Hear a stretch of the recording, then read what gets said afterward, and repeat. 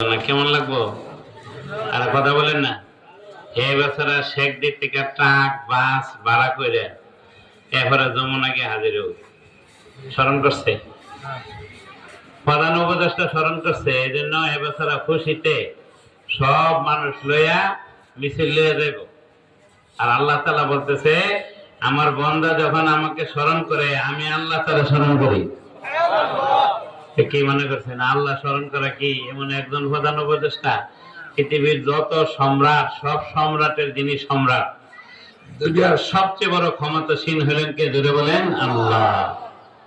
আল্লাহ স্মরণে আমরা পুষে না, কথা বলে আল্লাহ স্মরণে কি জুড়ে বলেন পুষে না। তো আল্লাহ স্মরণে পুষে না দেখে তো এটার অনুভব হয় না। আল্লাহ বলতেছে, বান্দা আমারে তুমি স্মরণ করো, আমি তোমারে স্মরণ করবো। ফাজকুরুনি, আমাকে তুমি স্মরণ করো মানে আমার জিকির করো, আমি তোমার জিকির করাম। সুবহানাল্লাহ। তাহলে বলেন, এই জন্য আল্লাহ আমার নাম নিছে কিনা এটা দেখতে। প্রধানমন্ত্রীর নাম নিছে, একজন দামি লোকের নাম নিছে, এগুলি তো একদিন শেষ হয়ে যাব, থাকবে? কথা বলেন না। তো প্রধানমন্ত্রী তো নাই, যিনি আগে প্রধানমন্ত্রী ছিল উনি নাই, ইনার আগে যে ছিল তিনিও নাই।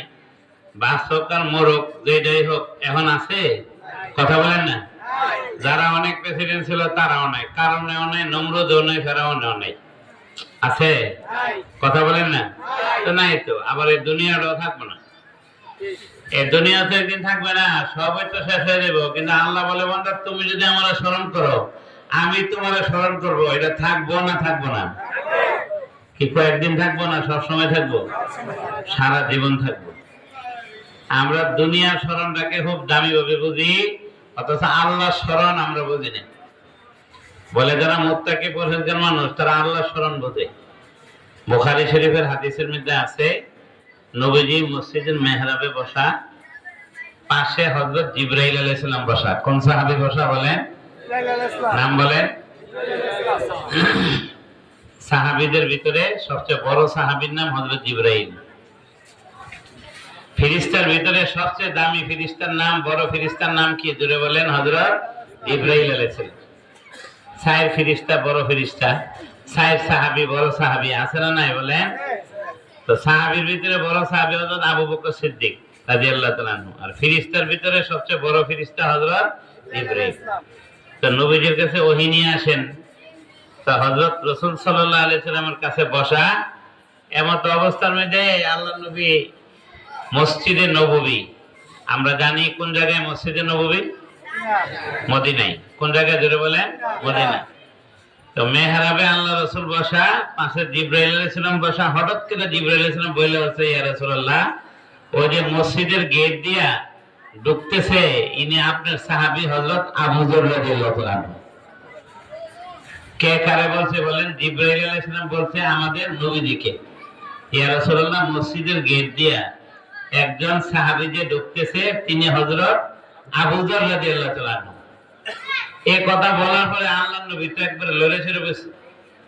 নবীজি বলেন, ভাই জিবরাইল, আপনি হলেন আসমানের ফেরেশতা, তা আপনি বড় বড় সাহাবীদের কিছু নাম পরিচয় থাকে। আবু যর একজন সাধারণ সাহাবী, আবু যর জমিনে থাকে, আপনি আবু যরকে কিভাবে চেনেন?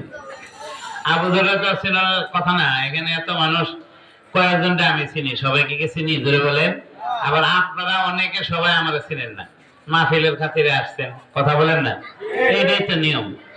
তো বলতেছে, ইয়া রাসূলুল্লাহ, জিবরাইল আপনি, হযরত জিবরাইল আলাইহিস সালামকে বলতেছে যে আপনি আবু যরকে কিভাবে চিনেন?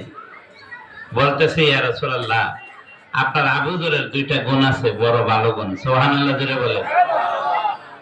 আবু যরের এই দুই গুণের কারণে জমিনের মানুষ আবু যরের যত বেশি চিনে, এর চাইতে আসমানের ফেরেশতারা আবু যরের আরো বেশি চিনে। এক নাম্বার, লিকাসরাতি তিলাওয়াতিহি কুল হুয়াল্লাহ, আপনার আবু যর কুল হুয়াল্লাহ সূরা বেশি বেশি পড়ে। জোরে বলেন, কোন সূরা বেশি বেশি পড়ে?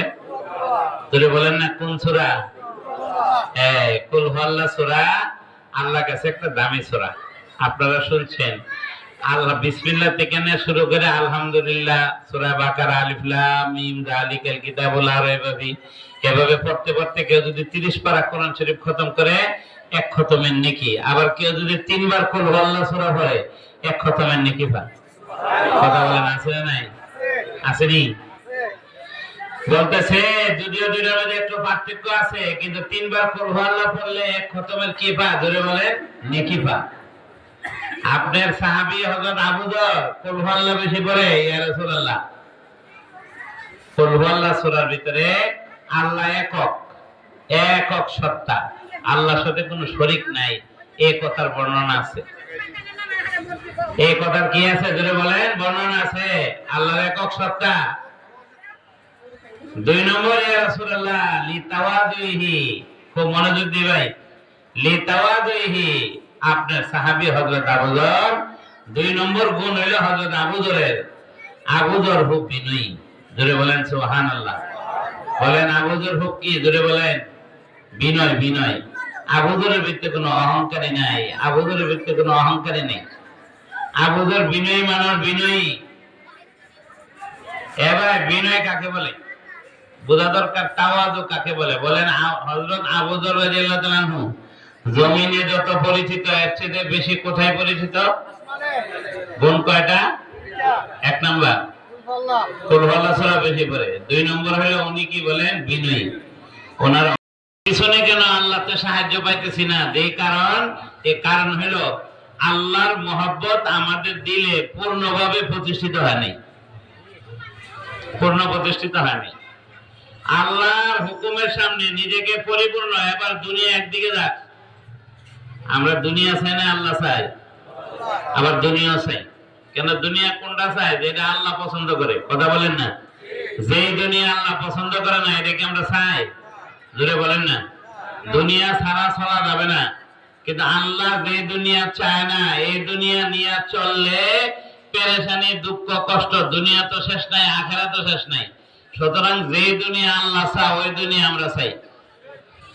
শিক্ষা, দুনিয়াকে আখিরাত থেকে বিভাজন করা যাবে না, দুনিয়া লাগবে।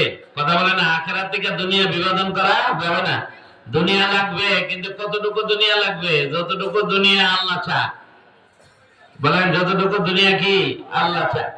এখন আমি মুসলমান, মুসলমান হওয়ার পরে নামাজ নাই, রোজা নাই, হজ নাই, আল্লাহ নাই, রসুল নাই, মা বোনদের পর্দা নাই, দিন নাই, কোনো কিছু নাই। চলছে চলছে শুধু কামাই আর রোজগার, কামাই রোজগার, কামাই রোজগার চলছে। প্ল্যান প্রোগ্রাম শুধু সকাল থেকে বিকাল, বিকাল থেকে সকাল, আবার রাত।